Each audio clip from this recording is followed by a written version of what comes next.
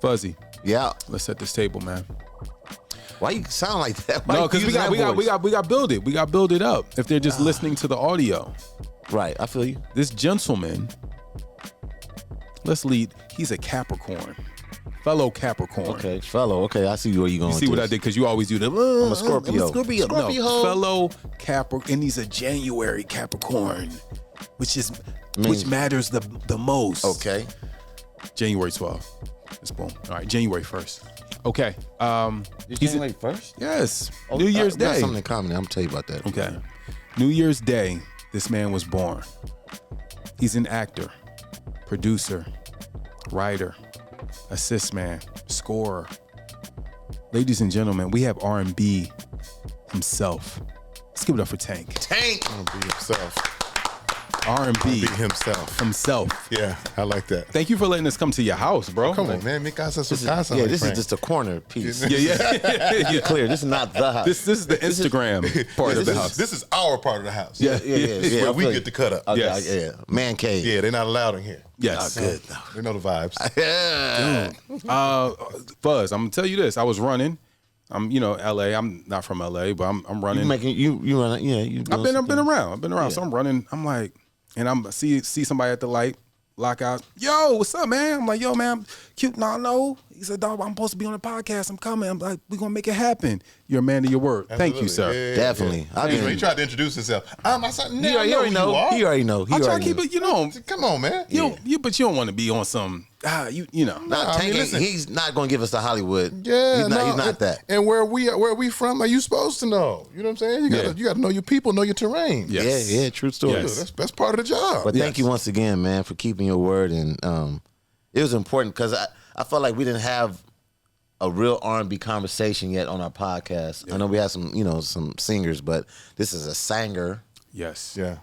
It's a difference. So no disrespect to anybody who's been on it. Yeah. But I like this is a friendship, but also I respect his craft and what he's done. He has, like I say, he has many layers. We're gonna talk about stand-up comedy, your acting, your producing, albums. Like I want to deep dive on Tank. And you gotta remember, right? He's also done so much behind the scenes for others. Yeah, man. That's hard for a lot of people that, are used to being in front. We know you've had past of being behind, but like once you get in front, a lot of people don't want to. I want to take that step back. Yeah. Yeah. So we got to talk about all of that. Fuzz, where you want to start, man? It's so much. Let's start from the giddy up. I don't know where are you from? Like where are you?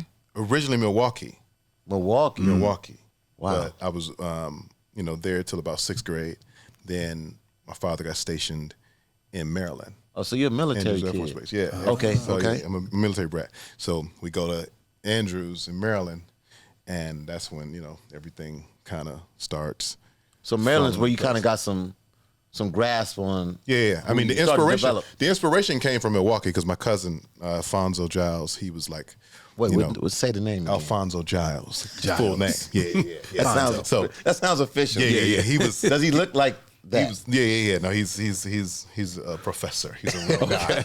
Okay. A professor. I love music. that name, You Alfonso. know what I'm saying? So watching him as a little kid, like come home from the Berklee College of Music, and everybody like Fonzo home, and he would come back and he would teach my cousins and my mom and all them songs, and they would be singing in my grandmother's house upstairs, and holding harmony, and I'd just be sitting there amazed, like this is amazing. Like this guy is Superman. I don't know how he's doing this with the piano and he's singing and he made up the song. Like he was like my first, my first foundation of inspiration. Yeah, really. You know what I'm saying? Like, and so that's who I started out trying to be like. So when they would leave, I would quietly sneak back up to the piano and try to do everything he was doing.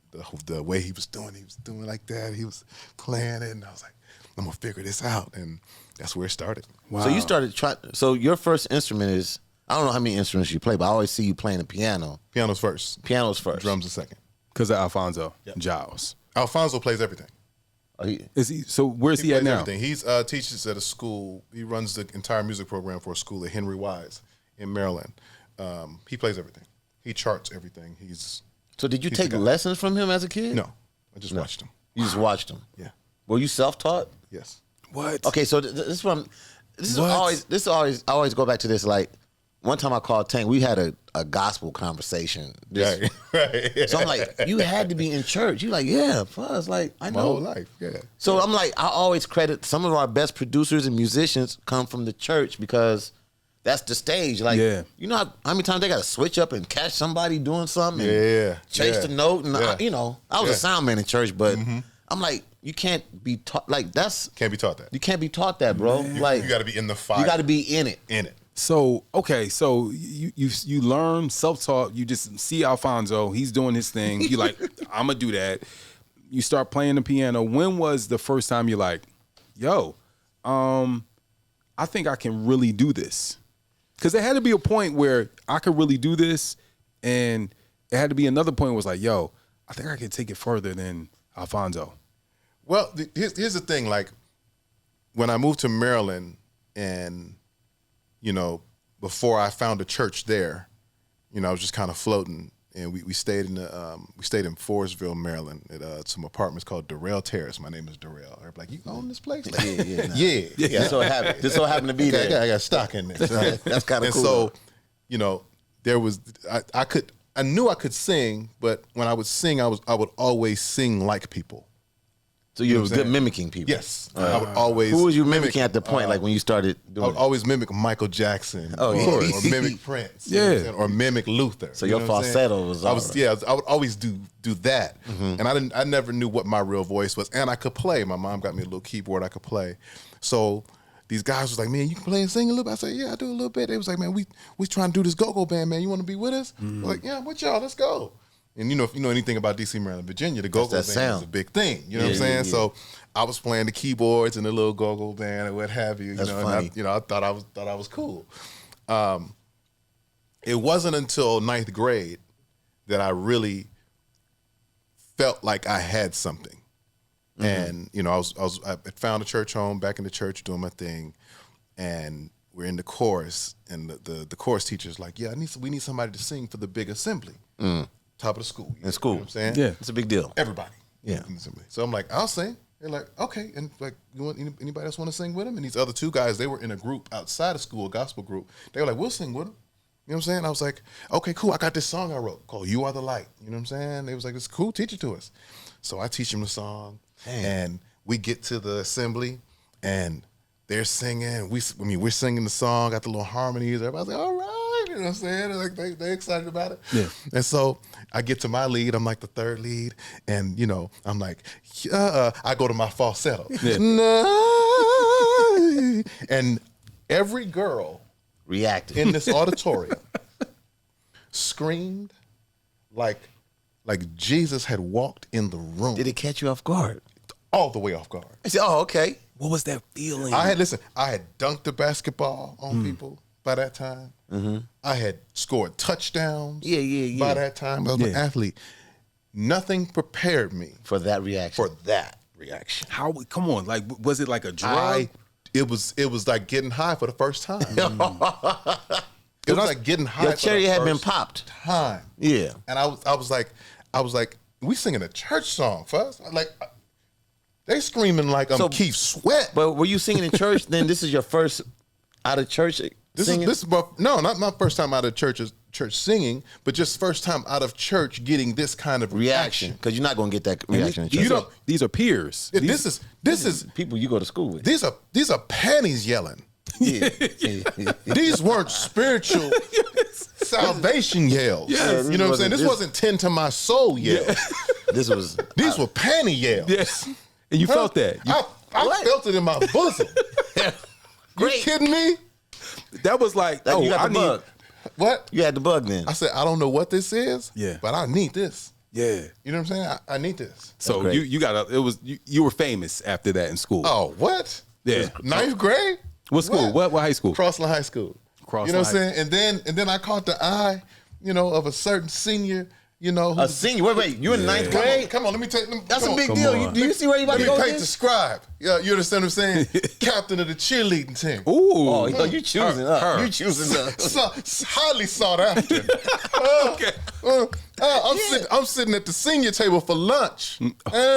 Yeah. Huh? Yeah. I'm just, You're a freshman. Yeah, yeah. just trying to tell you You're how. in ninth grade. I'm in ninth grade. That's a big deal, boy. That's a big deal. All the big homie seniors is like, we see you, dog. You need anything, you holler at us. He's like, no, I got it. No, but just from a Yeah. They know I'm just a little church kid, man. I'm not bothering nobody. You know what I'm saying? Yeah. And from the church thing and them hearing me sing and then me kind of hanging out with, you know what I'm saying? They like this. We like young fella. We gonna look after the young fella. You know what I'm saying? Oh, that's big. That's a big deal. Because most times you get that love playing sports. Right. But also, 'cause I was also an athlete. So he's saying he already experienced so I got that. it all. Yeah. So like they come to the gym class and they's like, who is this little dude dunking in half court games and like this kid can You was flunk. dunking in high school like that? My first dunk in the game was in 8th grade. Yeah, you got some offers to play college ball, right? That's the But bounce. Tank is not tall. I don't You like have it. hops. I don't like it, Fuzzy. Yeah, you giving them disrespect. You like, I don't understand. I just want to paint the I'm picture. medium, Fuzzy. Okay, I'm 5'10". 5'10", but 5'10". that's for you Allen be- Iverson. That's hops. He has hops. Yeah. No, I can That's bounce. what- yeah, But I okay. flipped as a That's- kid, so I was like ghetto gymnastics. So that's kind of where my bounce developed. On the mattresses. No, it's on the street. Oh wow. I was 20 handsprings in a row. I was a monster. So you just are you the oldest? Are you the youngest in the family? I'm the middle. Okay. I have an older brother and a younger sister. All right. So you Super close. coming home like I love school because Hey, listen, I love my 9th grade year. I was Cracking. in love with school. Loved it. My 4 years of high school were amazing. But okay, when did the name Tank come in? hold on, no. no Fuzz. You gotta remember this though, because most dudes like that. You gotta remember, if I went to school with Tank or you went to school with Tank, he 9th grade, he getting all the girls, he playing basketball, he dunking. Yeah. But usually, What? that's the person's best years of their life. You feel me? I see what you're saying. Yeah. You feel me? Yeah. That's like- there's a dude named Johnny Robinson that was cracking in my high school. He owes me $100 right now. I paid for you to go to Disney school, Disneyland, homeboy, and he was a star football player. Right. Johnny Robinson, Long Beach, Georgia. You owe me some money. See what I'm saying? Like that's the best Yeah, that's years. what's- yeah, you right. So it's people like, or maybe some people they don't come out of their shell until afterwards. It's like, what? He had that? You had it from very early on, and it's probably people like, Yeah, he's still doing it. Yeah, he's still let doing me it. just look him Yeah, up. so- He's still yeah, doing it. yeah. And I didn't get, That's a good it point, wasn't. Q. I didn't get hate. You know what I'm saying? And like, I mean, because probably the church part of it. It's hard to hate on a church kid. Yeah, you know what I'm saying? It's like you got to kind of root for the cool He's a good church guy. He's a kid. good You know what I'm guy. saying? He's Like, a good guy. "Nah, he cool. You know what I'm saying? Like right. he ain't bother nobody. But you know, everybody kind of felt like nobody. Here's the thing: nobody thought I would do R&B music. They thought you was going gospel. I was a church kid. I took my Bible to school every day. Like, I was All right, let's talk about this. I was that guy. Like I would counsel the ladies. Wait, what like, kind of church did you grow up in? Because I went Baptist church. it's a Baptist church. All But right. I mean, we went to everything from Pentecostal to Kojic to like we went everywhere. yeah. So he's in church. He's in church I'm deep. in church. So you're the classic church kid from the R&B movies. Like you ever see the R&B? Yes, It's always I the am. one. I am. Yeah. Classic. Were you? But Five were heartbeats. you afraid to sin though? Like, were you afraid to Yeah. not to sin? Like, I was not afraid to sin. Yeah, because Yeah. churches scare you not for having I didn't. sex. I didn't man. curse. I didn't do none of that. Like Right. I didn't. You know, none of that. I would counsel the young ladies when I would see them going after the wrong guy, and like, do you think that guy is good? Well, what do you think? I mean, I think God has something better for you. I'm that guy. In Corinthians, You're it that guy. says, Come on now, First Thessalonians. There's a parable about a man. Like I was that guy. when did it turn? I had one girl say to me, you know what? She's like, I really like you. She's like, but I feel like if I mess with you, the Lord would do something to me. She's like, because I want to do things. I want to do stuff. I want to do things. And to did you agree with her? Or how And did I you? was like, I understand. Oh my gosh! So you turned away He a probably lot started of- speaking in tongues. She was like, "I want your tongue." He's like, "No, Oroku no shamakata, amakata, Oroku yo shamakata." Yeah. He's right. Hit the other way. He gave her the other tongues. She's like, no. Never mind. Forget it. Never mind. Oh wow! So when did it turn? Because Okay. yeah, So he had to lose his virginity at one point. Oh, to man. make the turn. So I'm this gospel kid, and I joined this choir, signed to Verity Records, get a deal at Verity Records. So Verity called Records is Victor a Johnson gospel. It's a gospel label. So we were there. So I That's a mean, big deal. We I helped put an album together. We had a big record. We Sacrifice of Praise, Mm-hmm. and a minute. You know what I'm saying? At that time, I I had gotten kind of close to John P. Key, who's like kind of like a godfather. John to P. me. Key's gangster with it too. You know what I'm saying? And then kind of tapped in with Fred and met him. We would be, kind of on We the interviewed road. Fred Hammond. Shout out to Fred Hammond. What's up, Fred brother? Hammond, who's like, Oh, so you're in the gospel scene, cracking the gospel scene. You're in gospel, it, yeah.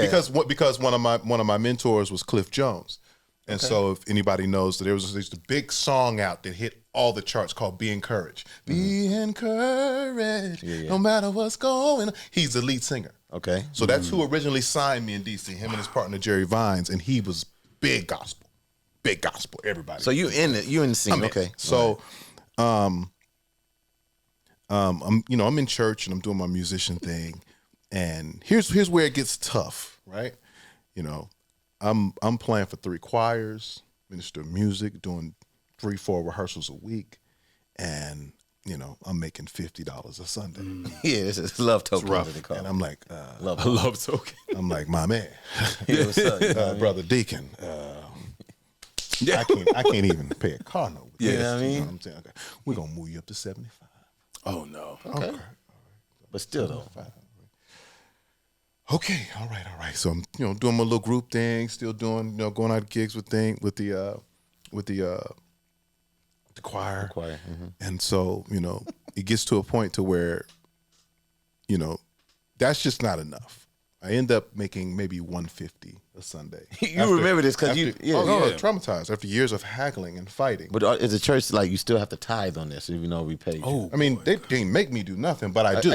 Yeah. But I do. All right. I'm tithing on the I always thought that was kind of weird. Yeah, like, yeah. wait, you want me to tithe? I just, this all right, man, we'll that's a talk whole- about that that's a whole later. nother Yeah, conversation. we'll talk about that later. So, there was that struggle, which rubbed me the wrong way, because I'm like, man, if I'm doing all this work for the Lord, you telling me the Lord don't have enough to compensate me so that I can live as like I'm an adult. Because you don't want to question it. I live with my mama. how old were you at this time? I'm 19 years old. Yeah. So he's graduated from high Right school. for high school. So 19. he needs to make almost- some money. Almost 20. I need to make some, but all my time is at church. Yeah. So I'm like, how do we justify me being here all the time Yeah. and making $150 a week? Sheesh. Like, what do you want me to do? Well, the Lord will provide. Who's going to supply your He will needs? supply your needs. Yes. You don't think that He's talking to us? Like, you know what I'm saying? Like, when we lift that offering, you don't think some of my need is in that plate right there? You don't think that? Yeah. We don't think that. Oh, got it. Okay. Red flag number 1. Now you conflicted. Now I'm conflicted. You conflicted. So, Damn it. here was the tipping point. And this is the part. This is you're probably the first to get this. You're gonna be the first to get this piece.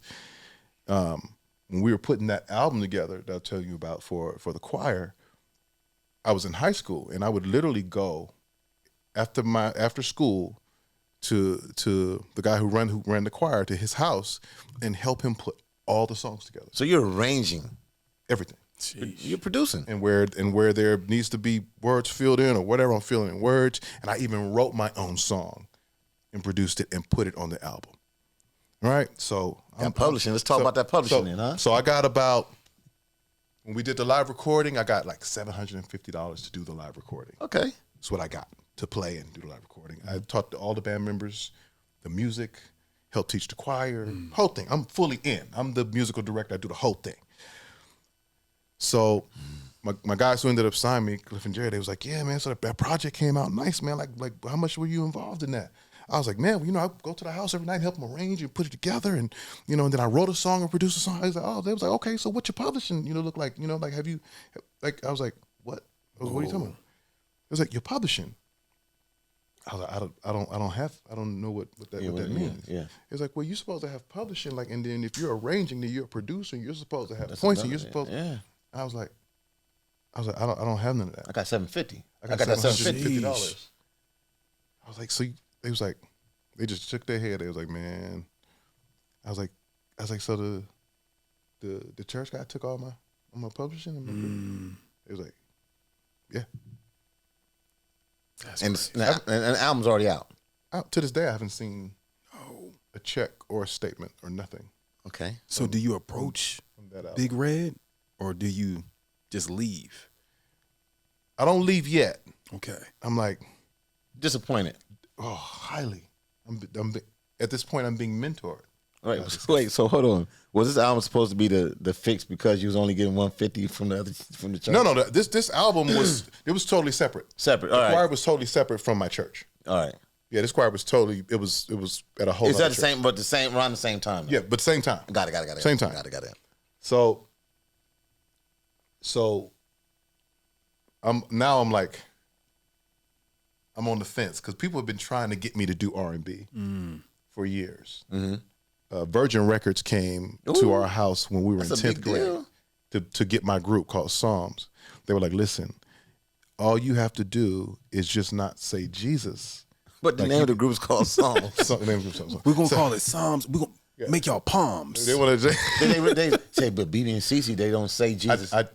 we kids at that time, and we so on fire for Jesus, for the Oh, Lord. you got some real Bible thumpers. Come on now. So we like, we have to say Jesus. There's power in that name. It is. Never would we disavow. Yo, he's really with it. I'm like, listen, the whole time, Commission's my favorite group. Oh yeah, they're They're really doing it. They're like the in a Jodeci. sense, They're like they're the Jodeci. They're the Jodeci. And we had not thought to take a page out of their book to get signed by Virgin Records to go on tour with Janet Jackson. Oh, it could have been cracking. Which is what they were offering. What? It was like, you guys could be our new Boys to Men. But if you just kind of tone back to Jesus. Tone back Jesus. Jesus can't be toned. Was it a conversation blasphemy. like, hold on, guys, Janet Jackson tour, maybe? We just didn't know. We didn't know. Yeah, that's so funny, And there bro. was nobody sitting in the room who knew. This is all first generation everything. Virgin Records is in our living room in 10th grade. It's us and my how did they find you? My friends, just from us singing around the city. And so y'all had a buzz. Oh no, we were the guys. We were the guys. And Virgin Records came. Virgin That's a big Records, deal, bro. A major label. And so it's my guy Mike Bell, his father who's a pastor, and his mom who's a minister. It's all just a bunch of church people sitting in here listening to Virgin Records put this pitch on, and all they keep saying is no Jesus, and that's like, no Jesus. Who do you think you're talking to? Like, all we know is Jesus. Yeah. You know what I'm saying? Like, Jesus is the way. Not one person. Not one of us didn't know. But it worked out. Well, no. Yeah. But I get it. We didn't know. You know what I mean? So there was that part of it. Skip back to me not getting any publishing, me not getting anything, right? And that's crazy. And I think the probably the straw that broke the camel's back for me was I walk outside, and I won't ever put names or anything to this piece of it. I walk outside, and in the front of the church, there's a minister beating his wife. Oh, Tank, stop playing, bro. No. Stop playing. Yes. Stop. And I'm like, what is going on here? Wow. Like, what is going on in church? Yeah, so now you're starting to see behind the curtain. Now I'm starting to see. Yeah, the crazy. Yeah, Greenleaf. Yeah, I'm like, man, if I'm gonna go through all of this, have to go through all of whatever this is, I'm gonna have to go through. Maybe I should be getting paid for it.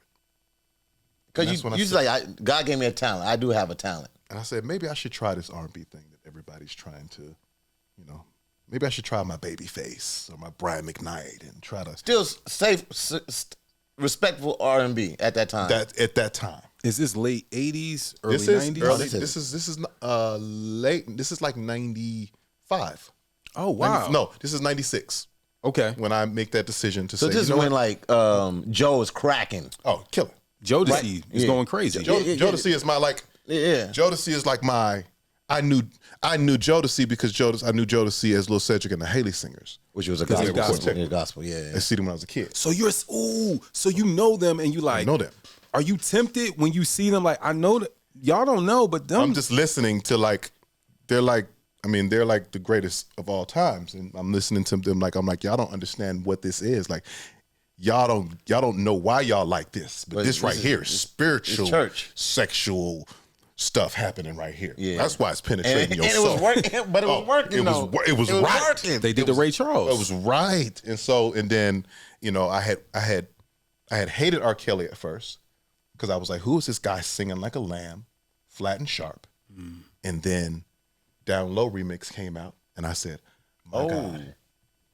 Okay, I got it. Yeah. Let me go back and study and come back and get. And then I became a big R. Kelly fan. So there's R. Kelly, there's Jodeci, there's Babyface, there's Brian McKnight, and you take all of those pieces, dial back to Reverend John P. Key, commission Fred Hammond, Kim Burrell, Daryl Coley. Ooh, you named some names, boy. Yeah, and then you put all these pieces together. It's still the same. No, but you mix all that in a bowl. Yeah. You know what I'm saying? Mitchell Jones, who's one of my favorite singers, and then you get me. I get it. You know what I'm saying? Listening to Timbaland, who's my favorite producer, getting those beats. Okay, I got to be crazy with it. Babyface, tone it down. Keep straight. Oh, got that. Okay, got that piece. Okay, Jimmy Jam and Terry Lewis, you need effects. You need. I got that. So all of You're that. taking everything and just putting everything. Gumbo. I'm taking it all and putting it into 9 tracks on a PV-DPM keyboard. That's how I'm learning how to produce. Damn. Those are some great examples, first of all. Bro. You said Kim Burrell. You know. School. In session. Bananas. So, okay. So you get that. Where's the first project? Because you said these 9 tracks. How did they get out? Who's hearing them? No. Look. 9 tracks on a keyboard. Oh, no. Okay. So got it. So when you're producing, you know what I'm saying? Like when you're making beats, I mean, we got Logic. It's unlimited tracks now at this point. But You got to be most selective people, what you got to do at that time. yeah, most people had with the an cartridges. most people had an MPC where you could have drums and up to 100 tracks. I have a PV-DPM keyboard that has 9 tracks. So everything has to count. So I'm competing against people with 100 tracks with 9 tracks. I got to figure out how to make it work with 9 tracks, and I am going crazy with these 9 tracks. You're making it do what it do. I'm making it do something. But before we go into the R&B, because it's another conflict and conversation I want to have with him, because I understand it's like in R&B world to church, going from gospel to R&B is called secular. Mm-hmm. So did your family, so your church is involved, like I was raised in church, so there's certain things, my granny didn't want me to take a pager to church. You're like, nobody should be paging you, they know you're in church. I'm like, I'm on call though, I got gigs. So I dealt with that. When did the conversation with your family be like, are you doing secular? Because some people frown upon it, and some family like, nah, we want you to do like. Well, my mom was very supportive. My mom was like, all right, go ahead. My mom be like that. She's like, go ahead. You'll be back. You know what I'm saying? She wanted, okay. Yeah, she wanted up. She was very supportive. But I had a youth minister of mine say to me, I'm going to pray that you fail. Damn! Come on, you dog. hating ass Mickey Ficky motherfucker. Because what you're doing is not of God. What? He tried to pray failure on you. Oh my God. That's bad right there And in I was church. like, what? And I was like, this is why I'm leaving this place. You didn't square up on him and knock him out. You wanted. He's still there. It wouldn't have been worth it. Yeah.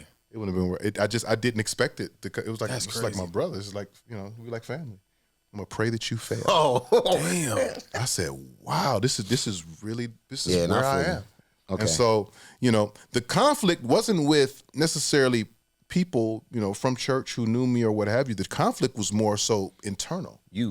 Just because of how I was raised. Yes. And what I knew, the conflict was in me. Like, people don't know the torment that I went through early in my career, trying to figure out where I was and what I was doing and if it was okay to be doing it. Damn. Yeah. Like, I went through hell in my mind. Churches. Can I tell you one? Can I share a funny story I heard?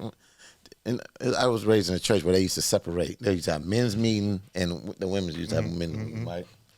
I remember hearing a minister. I'm gonna say no names. A minister was talking to the men, and he said, "I'm in a sound booth. I'm 15, 16. I'm at the age of puberty, cracking." He told them, he said, "Hey, y'all men, don't go down on your ladies. Don't." What? You gonna lose her? He said, "Don't y'all, because a lady can do the same thing to your lady and pull her." And I'm like, Come on, dog. I'm watching porn clips at this time. I'm like, that's what I want to do. I'm in the sound booth laughing. I'm like, he sound crazy. He tripping. He telling the men. I'm like, I don't know about that, bro. I'm like, I'm 16. going to make that happen when I gotta find that. when you get the chance. I gotta see what? I'm that like, is. yeah. So anyway, so I get with some of the what you're raised in church. There's certain things that it's law, but it's like it doesn't make sense. Certain people's trajectory when they're starting to do stuff out of the church. So I get it. I had to find the blessing in it, right? Yeah. And I had to find God in what was being given to me, the opportunities that were being given to me, and I was like, man, I'm getting the opportunity to tell my story, to write my life. I would have people like come up to me like, man, that song, That Maybe I Deserve, man, it inspired me, man. It made me get right with my woman, man. And now we in love, man, about to propose to her. And I'm like, wow. I'm like, that sounds like God to me. Like me being able to go to Germany and perform in front of thousands of people and live out my dream, like that sounds like God to me. And I remember a prophet telling me, you're gonna go places that you've never imagined. Yeah. You're gonna do it in a space that you least likely imagine that it's going to be in. We were in church. He told me I would be doing this. Prophet Todd Hall. Oh, you talking about this dude? Yeah, he told me. You said it relate to Aaron Hall, the whole thing. Yeah. He told me I would be doing this. You're gonna go out there and go get that. Solid. And I said, and it took a minute for me to say, man, this ain't nothing but God. The what you do with the access, that determines whether, it's going to be ill intent or evil for that matter. Got it. Because you can get into anything you want to get into. Yeah, for sure. Once you get into this, you can tap in and you can abuse it. And it will abuse you back. Yeah. And so there was a point where where I was in it and I was extreme in abuse.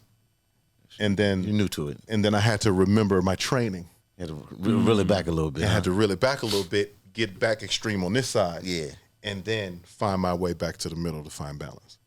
And that has to be hard, right? It's funny, Fuzz, like I was talking to my homie, Sterling Sims. Yeah. And that's my homie. I've known him since he was 16. And I'm like, somebody put in a group chat one of his music videos. I don't know, and I knew Sterling from that, but like he's done so many other things since then. And I was in the studio with Fuzz and Jason Cash the other night, and it's like there's no rules. Right? There's no rules. Like you have access to any and everything you want all the time. 100%.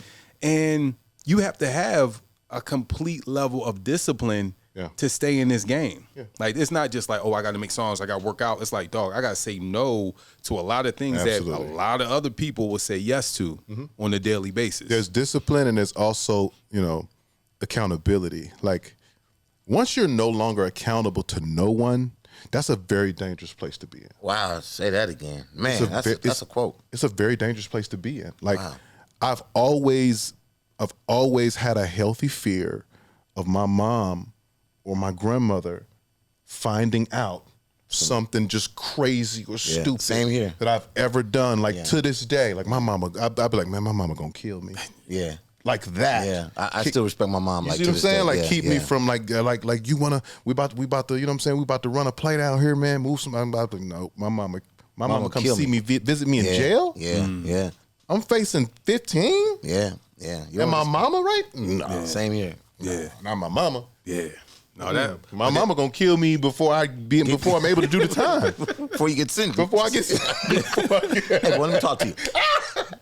No. And so that accountability for me has kept me away from a lot of things that I've had access to that, could have made me a whole lot of money, man. Could have put me in some cool positions in some different kind of rooms with some different kind of people, but not on my mama watch. Yeah.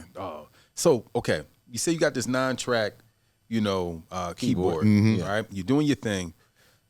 You put the music out. You were conflicted, but now you put the music out. What happened? There's a space in between that where, when I start doing the R&B with the company out in DC, Big Dog Records, my guys, they get a call from Barry Hankerson. Okay. Saying, hey man, we're putting a tour together. Ginuwine and Aaliyah's going on a tour. We need you to put the pieces together around them. The band, background singers, everything. So you're like, I know how to do that. They called me out of the blue. Hey, I was working for Old Town Trolley. I was selling tickets to the tours of DC, right? Old Town Trolley. One of the 2 jobs I had. Right? Okay, all right. Right? So they were like, you going on tour with Ginuwine? I said, what? At the time, Pony was my favorite song. So this is when Ginuwine was cracking already. Oh, come on now. Okay. It don't get no more light skin and cracking than what Ginuwine was doing in 96, 97, 98, 90. It would no more cracking than that. Yeah. So they call you to put the band like They called me to be to be one of the background singers, but my guys put all the pieces together. So they was like, I'm their artist, so of course they're gonna put me on. Get out there. Were get you some already paper. by the name Tank at this point? Tank was my nickname when I was a baby. That's what I was trying to get to. Okay. There it is. Yeah. So, go back. I'm, making a gang of noise. I got a big head and a big stomach. My cousins is making fun of me. Tell that tank head boy to sit down somewhere. And my grandmother's like, don't talk about my tank head. That's my tank. So it's a family nickname like Fuzzy. I've been called Fuzzy since I was a baby. So I became Tank. I used to sleep with my grandmother. My tank up? Where my tank at? And That's I became dope. Tank. I love it. I love it. That's dope. So when I get on tour with Ginuwine and Aaliyah, G like, man, what's your name? I was like, man, I'm Darrell. Man, he's like, yeah, you got something else? Straight up. You got something else? I was like, well, my family called me Tank. He said, you Tank. You Tank from now on. So Ginuwine stamped it like you Ginuwine going. stamped it. You Tank. Oh, wow. Him and Timberland, my favorite producer at the time. You Tank. So How does it feel like you know how important Ginuwine is? How Timberland's one of your favorite producers. Now you're talking to them. cut to me and Timberland on the bus making tracks on this 9-track PVDPM keyboard together. I know. Come on, like, dog. I made it. I I made it. I'm here. I don't even know what to think about it. You said Old Town Charlie. I'm never coming back. Old Town Charlie, they said I gave him 2 weeks. I was like, man, I got 2 weeks and then I'm up out this joint. You know what I'm saying? Like things is really flying for a player. You know what I'm saying? God bless y'all. You know what I'm saying? Day 2, day 2, I was like, look, I'm never coming back. Good luck with everything. Bye. Like, 2 weeks? Please, you got 2 days. And so there was a moment, Madison Square Garden, and Madison Square Garden. At Madison Square Garden. Now, mind you, the tour is Drew Hill, Ginuwine, Aaliyah, Come on, dog. Mary J. Blige, and Bone Thugs and Harmony. What year is this? 97. Come on, 60 arenas sold out. What? Al Heyman, This is your first- Budweiser Superfan. But this is your first tour? My first tour. Oh, bro, you've seen some things. My first tour. Oh, you seeing some things. You've been blessed. Like again, I'm a kid. Like just like You been- what is going on? My first time having a Long You were Island so iced tea. naive to everything. And listen, and the way God has always put people around me to look after me. And I don't know, that's just what He's done, right? So mind you, on this tour, I'm out there just a kid strolling, and as I'm walking, a guy by the name of Brother Wendell Muhammad is like, man, where you going? I was like, I'm just, I sing with Gino. He's like, I know you sing with. I was like, I'm just going. He's like, all right, watch how you walk in these hallways, man. All right? And I see you be walking to the bus and back and forth, man. You better make sure people know where you going, man. And at that point, he just always just look after me. You know what I'm saying? Always check on me. Then there was another guy by the name of Black Diamond. Okay, he's on the street side. Who was on the tour? Who would always see me like, Tank, what you doing? I was like, man, I'm trying to get these girls back here, man. Man, come on, get the girls back here. He started looking after me, and then there was another guy by the name of Big Wes. Okay. Who would always say, hey, where you going? I'm like, I'm just going to grab some food. I just want to make. All right, man, we watching you, man. Be cool out here. OG's really looking out for you. Really, I had no idea who these guys are. You know what I'm saying? Until later, I'm You're like, so wet behind the ears. And they see this little kid, this little green kid, Right. They just want to sing, and is out here having his first experience of life, and they just put their arms around me to look after me. What was the first date on that tour? Huh? The first date. Because this is like you. Don't start me the line. Come on. But let me go back to Madison Square Garden. Okay. This is a moment. That stands out. We get to Madison Square Garden, and backstage is crazy. I mean, it's Puff, it's Busta, it's Everyone in New York is here. It's New York, right? So, come walking down the hallway. It's Barry Hankerson, about 10, 15 fruit with him, F.O.I. with him. And they're walking, and everybody's moving out of the way. Right. You're like, hey, Barry, hey, Brother Hankerson. Barry Hankerson walks right to me. He says, so you Tank, you the one everybody talking about. Oh. I said, Oh. I said, yes, sir. He said, welcome to Black Round Records. Shook my hand and walked off. What? I was like this. Oh my God. He said, "Welcome to Black Welcome Ground." to Black Ground Records. What? I said, man, you got to be kidding me. I'm on. Everybody Wait, was that's like, how you got signed? That's how I got signed. Yo, he shook your hand. Welcome to Black. Yo, you just That's right there. crazy. Welcome to Black Ground Records. and kept moving. Kept moving. And you like, Mama, I got a deal. I think. So That's funny, bro. That's where I got my, my first big 6-figure checks and all of that, and when it got me some real equipment, my MPC, Yeah. XP, and I started building and making my tracks and all of that, and got signed. All that got signed in '98, and started building from there. What? That's But So- being on that label, because he's like Aaliyah cracking like. Aaliyah, Timberland, Player, Ginuwine. Dog, hold on. Could we? All right. So, Player, their Cheers to You album to me was like Crazy. one of the most amazing, and people don't talk about that album. Crazy. Great. I remember watching them on BET, singing it live. I'm like, they're guys. Those are guys right there. Those are real guys. They were so. It was so that album. Very The dope. intro of the album. I met them on everything. tour. When I met them on tour, I was like, yeah, y'all are guys. How? Y'all Okay. are guys.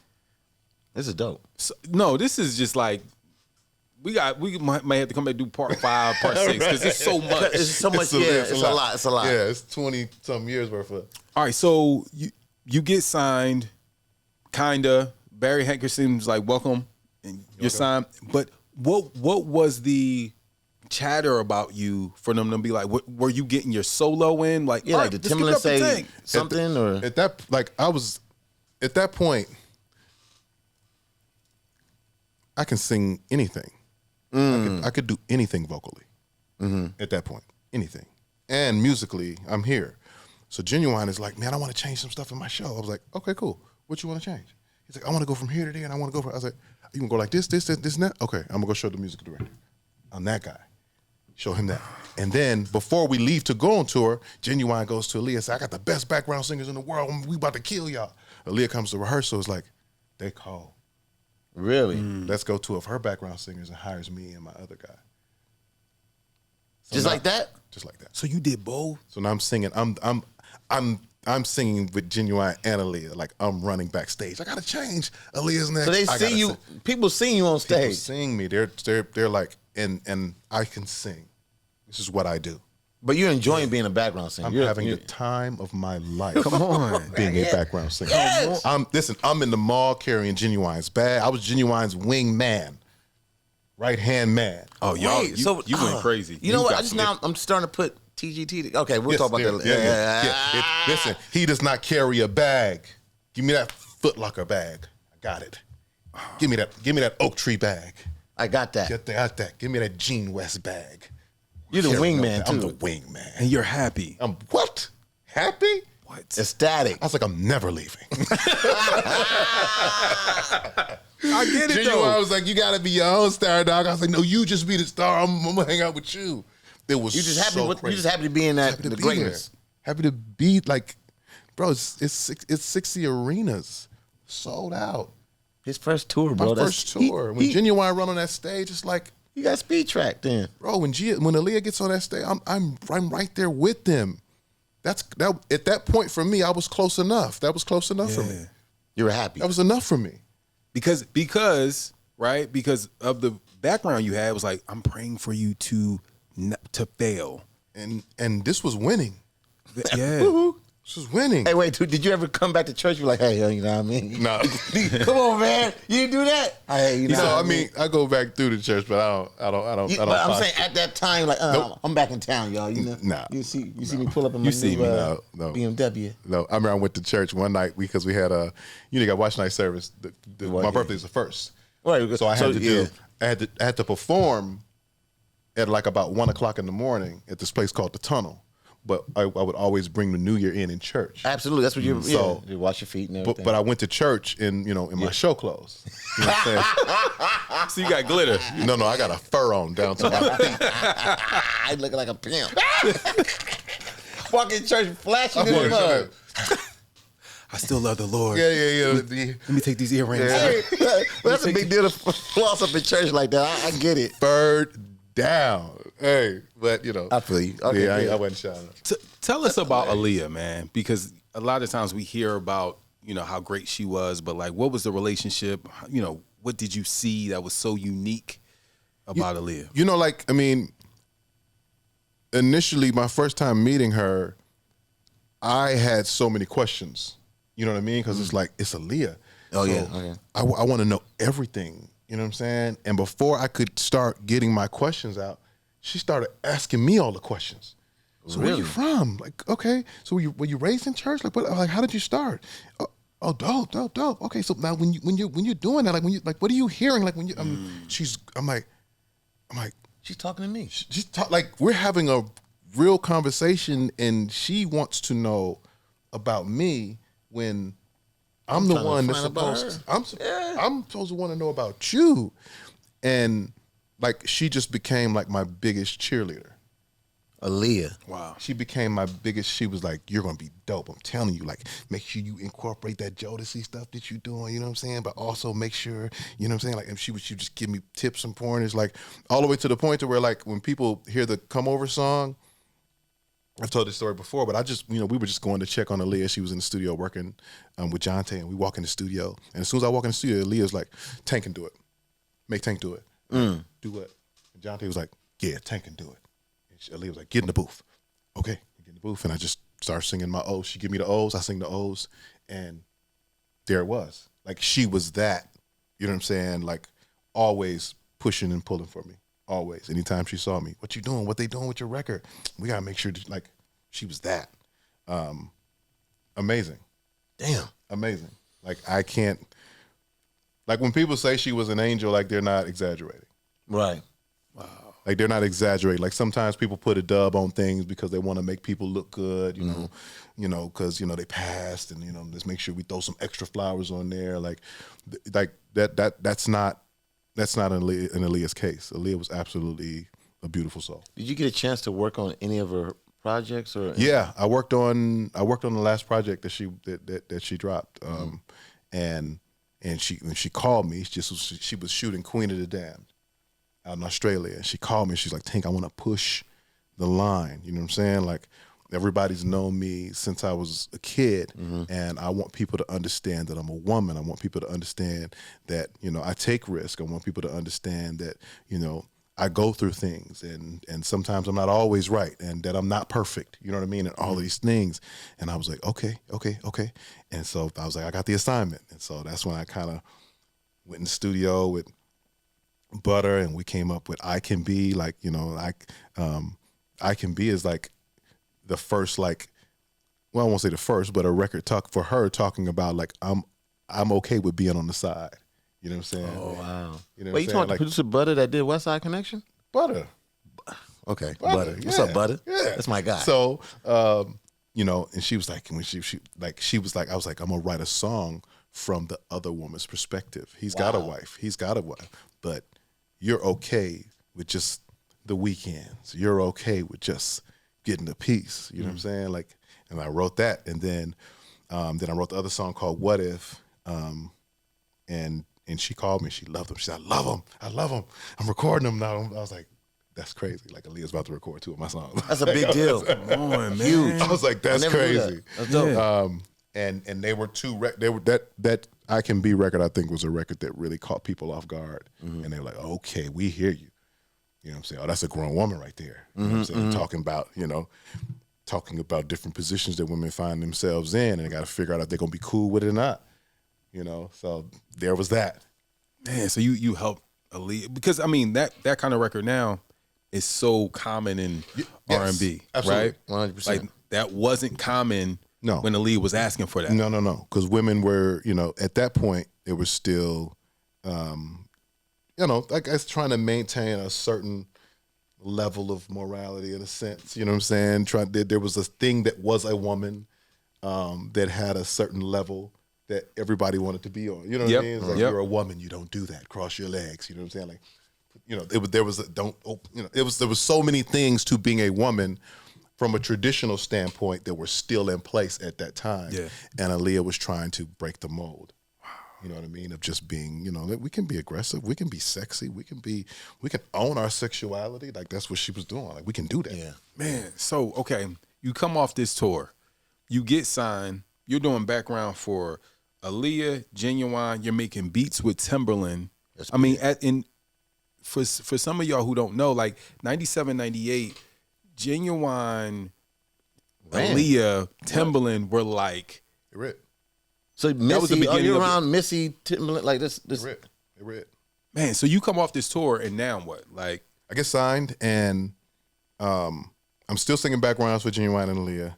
And then my guys are like, you got to come off tour. I was like, oh, you got to come off the road. I was like, what do you mean? Why would we do that? Mm-hmm. Like, you got to start working on you. How you going to be a star if you keep singing backgrounds? I was like, I don't know, but I can do both. I can do it all. Let's just do. It's like, nah, you coming off the road.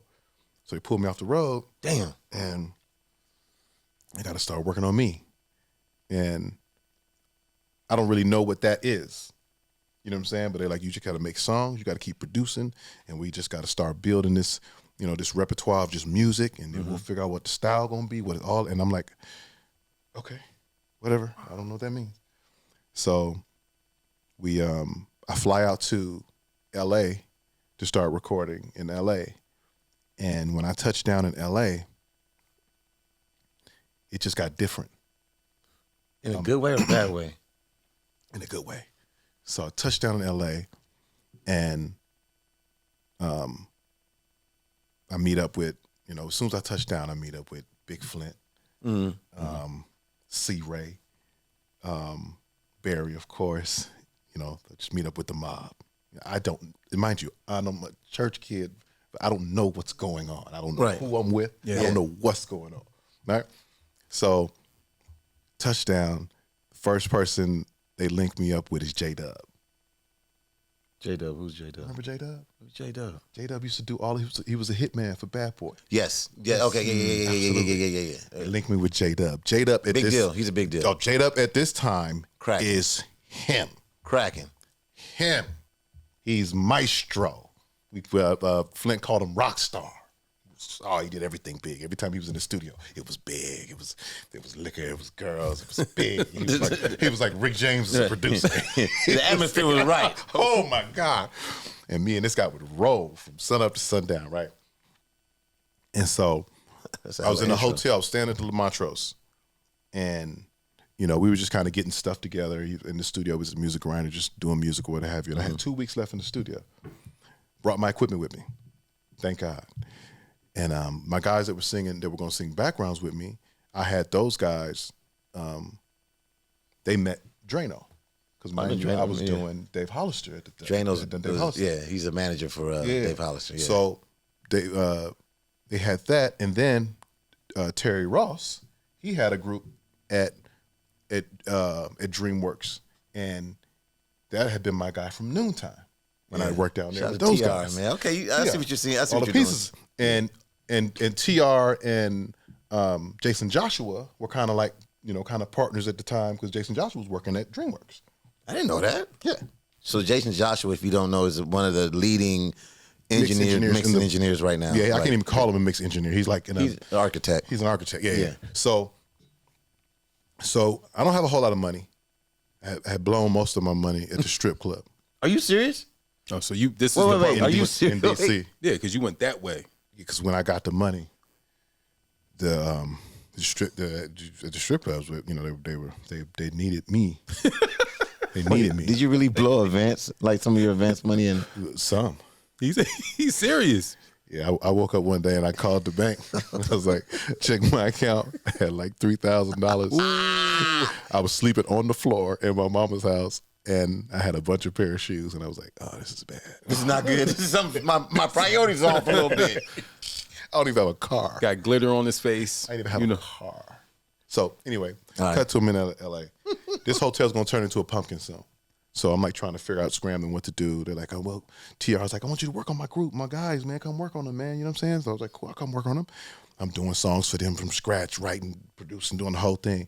And then Drano was like, "I want to sign your guys." You know what I'm saying? Like, I'm gonna sign them. I'm gonna get them over at DreamWorks. Give me a couple days. I was like, "Okay, cool." Couple days. Don't know what he did. He had them boys sign over at DreamWorks. Who was the guys? Huh? They were called Moet. And I'm signed over at DreamWorks. He's like, now let's do some songs. I'm working on doing songs. You got Drano down to him. Drano, get the guys over here. We're gonna do it right now, right? So I'm getting ready. This is getting ready to turn into a pumpkin. I'm getting ready to have to fly back to DC, and I'm like, I don't want to go back home. You want to stay in LA? I want to stay in LA. Whatever's happening here, this is where I need to be. I had flown my car out there, the whole thing. Now, mind you, at this point, I got about $1,000 in the bank. My car note is $900. Oh, snap. Ooh. What kind of car did you have? GS 300 Platinum Edition, Holla. black on black, bubble eye. What year was this? This was 2000. Okay. Yeah. I had a real nice car. Yeah, it just wasn't sitting on nothing. Okay. We're gonna get to that. Two-way pager. We're gonna get to that. We're gonna get to why it wasn't sitting on nothing yet. So I'm scrambling. All of a sudden, get a call from TR. Hey, we met with Gerald, man. He want to make sure he get one of those songs. He want to meet with you at the thing. Get a call from Drano. Yeah, Gerald loved the songs you did. He gonna take one of those songs from you right now. I was like, what? Okay, so meet us at the office. Go to the office. Gerald Busby sit in the office with him, man. He said, man, you got some stuff, man. You're Gerald talented. Busby. Gerald Busby. How wild is that connection with you? Exactly. Yeah. Getting to that. Yeah. He's like, man, you got some real stuff, man. Some real talent, man. Real talent, man. We're gonna set you off right. We're gonna grab 2 of the songs right now just to lock you in, and then we're gonna build on the rest of it. I was like, okay, yes, sir. He's like, we're probably gonna do them at like 17.5. I'm thinking he gonna buy both songs for 17,500, which I'm like, yeah, I'm cool. I'm cool. He's like, yeah, we'll do them at 17. I said, okay, cool. He said, so that's 2. So that'll be 30. I said, whoa. No. You gonna give me 17.5 per song? He said, yeah. I said, okay. Yeah. You had to play it off real quick. Yeah, that's cool. I mean, if that's what you want to do. Yeah. Oh my God! Right, I'm thinking about all the strip clubs. He's about to go back to it. Didn't learn his lesson. Listen, I went to the Nations Bank. You don't know about Nations Bank. No. I went to that Nations Bank. After that hole got off them checks, I went to Globe Tire. I was Globe Tire right off of Los Angeles. I know exactly where you at. I went to Globe Tire and got them low and hard LD1s. On the Lexus. On the GS. You popping. Made sure. In LA. Popping. That man. Popping. So who's the dude? It's me. The dude. I mean, I eventually got a place to stay. Yeah, of course. But I got rims first. Yeah. Priorities. It's LA. At the time, LA. you gotta go. You gotta in 2000? You gotta come correct. You have to have rims in 2000. Yeah. That's the middle of Lakers, middles of, yeah. It was standard. You had to be. You had to have your car. Yeah. If you wasn't rolling, you wasn't nobody.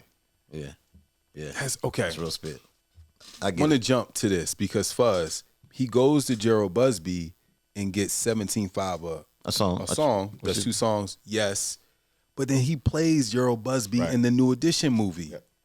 I said, Crazy. Full circle. It was crazy because I wasn't supposed to play Gerald Busby. I was supposed to play the manager. Oh, for New Edition. That's what they called me for. Mm-hmm. And when I got there to do the table read, there was nobody there for Gerald Busby. So Chris Robinson was like, read the Gerald part 2 so we can get through it. I was like, no problem. So you already knew who Gerald Busby was. So they didn't know I knew who Gerald Busby was. So you had it down pat. Yeah, I knew who Gerald Busby was. So as we going through the table read, when we finished the table read, Chris comes up to me. He's like, and this is why he's such a dope director. He was like, listen. He's like, I want you to play the manager. He's like, but I don't know how to dial you down, right? And I didn't know what he meant by that. You know what I'm saying? And this was me learning, just still learning as an actor. And he was like, as soon as you walk on screen, you command so much attention. And that wasn't the manager. The manager's power was subtle. He didn't speak loud, but he was respected in such a way. He's like, that's not what I get from you. He's like, but what you just did with Gerald Busby, that was the magic. He's like, did you hear yourself in that? Did you feel that? I was like, I mean, I've been signed to Barry Hankinson. I actually know Gerald Busby. I've had conversations with Gerald Busby. He said, I can tell. You're Gerald. Firsthand, yes. He said, you're Gerald. Yeah. You're Gerald Busby. I said, cool. Let's work. So you already knew. Oh. And it went from, and then not to mention like Jason Joshua, who's Gerald Busby's godson, is like one of my best friends. So I didn't know that. Yeah, you know what I'm saying? Like his mom used to work for Gerald at Motown. Wow, I didn't. Okay. Yeah, so so me playing Gerald was like, it was crazy. So God is like giving you these winks all through your life, like all through my life. Got you. Yeah. Fuzz, there's so much to talk about. Could we talk about TGT, right? Three Kings, right? Because you're doing background for Ginuwine, and you're holding his bags, but now you become equal. a peer, and to the point, no disrespect to Ginuwine, but you're a peer, but it's almost like we know you've had a longer run in this. Not trying to disrespect. By the time TGT came out, it's like you've been producing, you've been doing all this stuff. Was the relationship weird from somebody that you looked up to? Now y'all commanding the stage together. Because G was another one of my, G was probably my number one fan. And y'all always kept in touch, probably. Always been my brother. Like always kept in touch. So when this opportunity TGT come, you're like, this is easy. This is my brother. It was light work. You know what I'm saying? Like me and him was like we were on a play together, and we would come out on stage at the end of the play. He would do Pony, and I would come out and sing backgrounds with him. In real life, right? In real life, and I was like, man, wouldn't it be crazy if we was like a group and we did this every night? He said it would be crazy, and I was like, who else would we get? Like if we did a group, and he looked at me and we both said Tyrese. Got it. And that was the inception of it. So you had already did some stuff with Tyrese before TGT, correct? Yeah, I did music with him, but on his album when I was working with the Underdog. So I'd already produced and written for Tyrese, but I knew Tyrese since '98. So I was working with I worked with Tyrese back then. So Underdogs is the main producers that did a lot of the Tyrese. So much stuff. They did. Yeah, gang of stuff.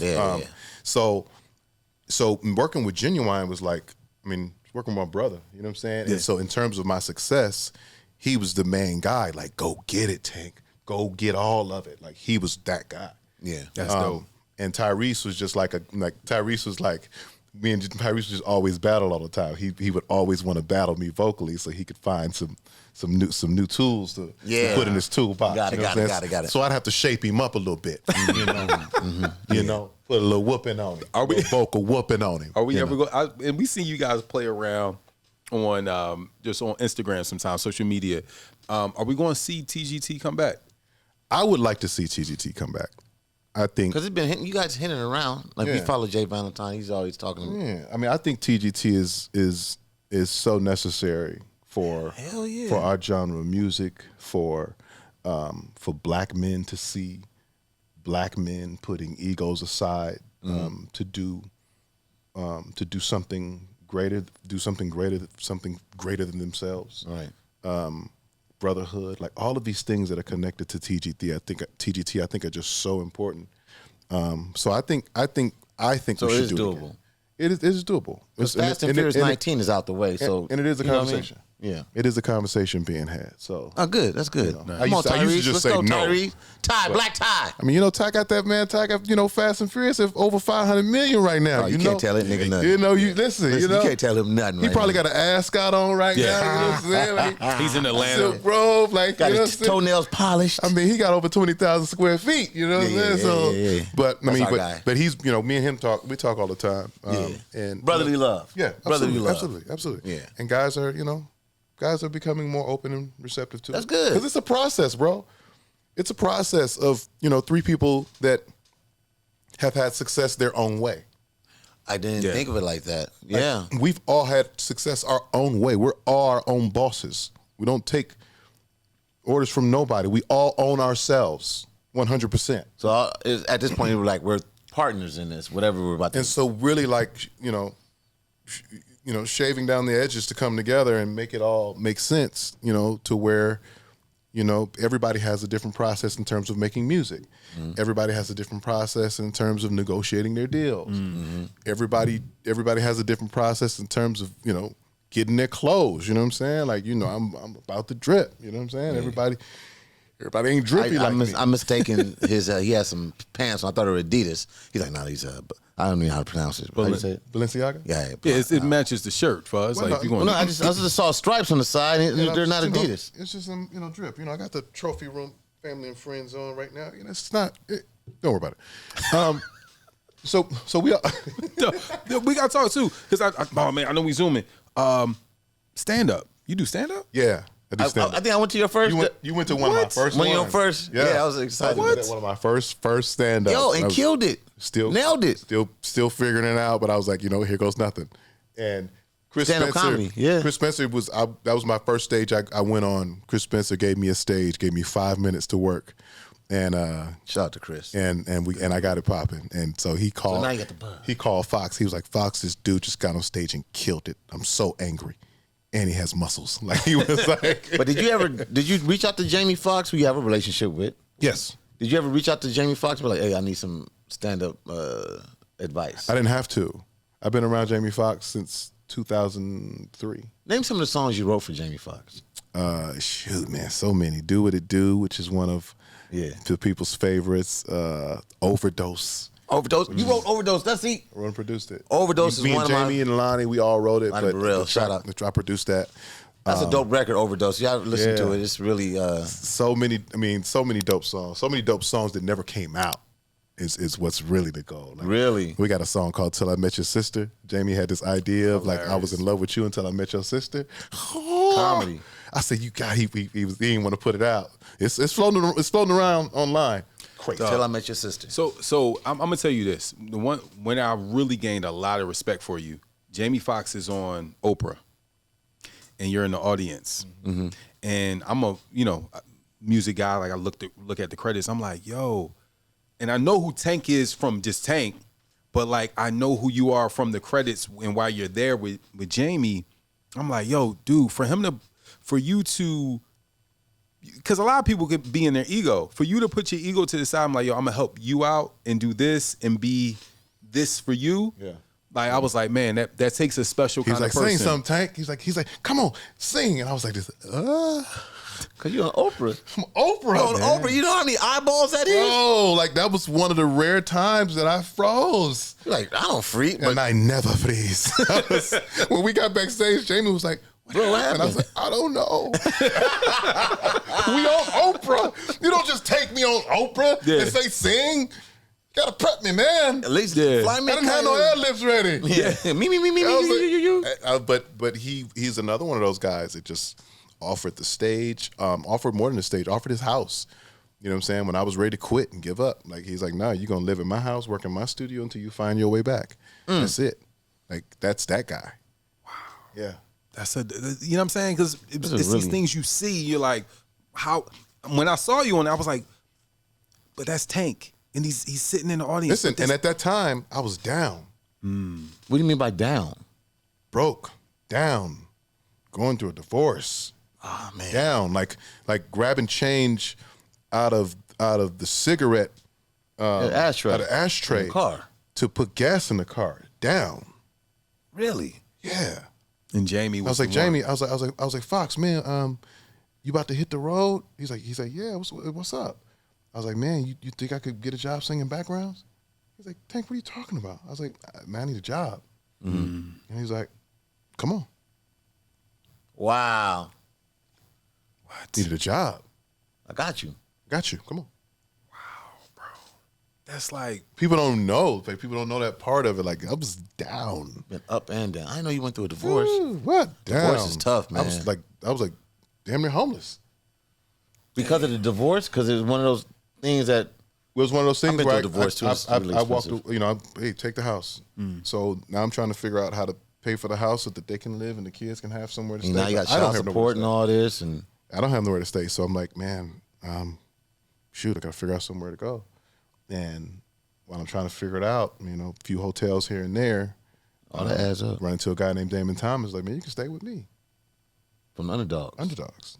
He's like, man, we should be working together anyway. Wow. Yo, God. I lived at his house. Yeah. God is amazing, bro. Yeah. God is amazing. Like, I don't care where I've found myself, you know what I'm saying, in those valley moments. He's always. But Tank, this help me figure it out. You're always like this on Instagram, even not to fast forward, but when you're going through your health issues now, you're like you're encouraging yourself, but you're also talking to everybody like, I'm going through this, and we can talk about it, but I want you to understand that, you know, you can get on the other side of it. So what's the update on your hearing and the vertigo? Or Oh, yeah, I mean, the ear's gone. so it's your right ear. It's right here. It's like it's nothing. So it's super frustrating. No, it's not super frustrating. Okay, talk to me. It was, but it wasn't. It wasn't the ear that was super frustrating. It was the medicine that was super frustrating. You know what I mean? The medicine they were giving you to try to reverse everything. Yeah. What was the medicine doing to you? It wasn't helping. It was hurting.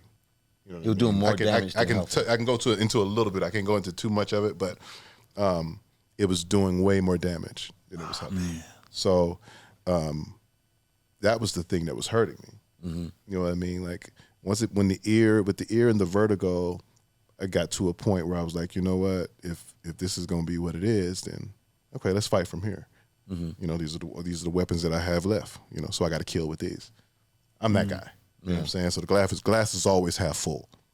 You know what I'm saying? Yeah. If this whole thing catch on fire, I'll tell you guys, don't worry about it. Let's keep shooting. It will be fine. Somehow this fire's going to go out. Because you've seen it in your life previous times I've seen it in before. my life. I've always been delivered. Always. So I was like, we'll be fine. Fire will go out. We'll be delivered from this. So left ear, your right ear. Right ear's gone. Left ear's perfect. Finally off the meds. I can finally get back to myself. I can finally start training again. I can finally, you know. But you know, my first time going on stage without this ear doing a full show was Essence Festival. You just did, which Yeah, just but happened That was the test. How was that? I mean, listen, we killed it. We killed it. I was like, okay, I can do this. And let me know I can do it. And Right. so now it's like, I'm slowly but surely, you know what I'm saying? I do more hostings and shows, you know, just to be careful because I'm still fighting to get the ear back, still doing, you know, my treatments and all that stuff. But, you know, I'm believing the best, man. And while believing, I'm going to just keep working. They talk about your supporters, man, because, like, I got a couple calls, like you are a family member. Like, people are like, yo, Tank, I hope he's okay. Like, talk about the support, Yeah, that's crazy, man. too, because it's like you just never know how many people are watching and are rooting. Yeah. You know what I mean? You know,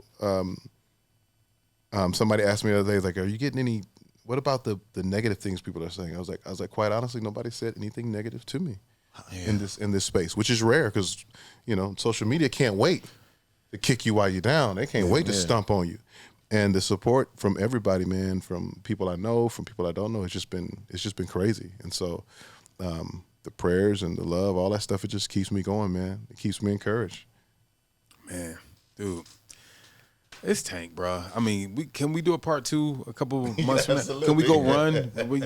We got to get our run in. We got to get our run in. Fuzzy got to come on out there with us. I'll walk. Yeah, I'll walk. Yeah, We'll no do a problem. Power walk. Yeah, You know, definitely. I'm a power walker. Yeah. I'll get that in all day. We'll do 5 miles. Couple miles. Something Said like 5? Yeah, 5.